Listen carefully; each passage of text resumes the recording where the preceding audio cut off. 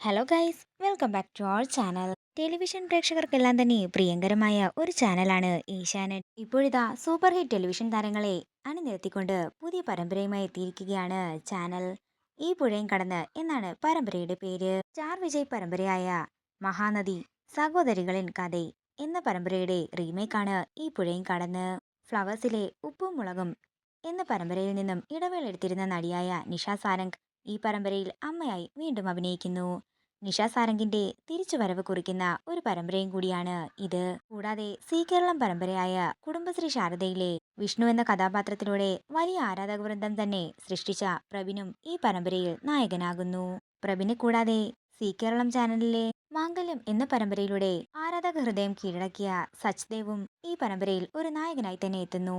ഇവർക്കൊപ്പം ഹരിത നായർ, രേവതി എസ്.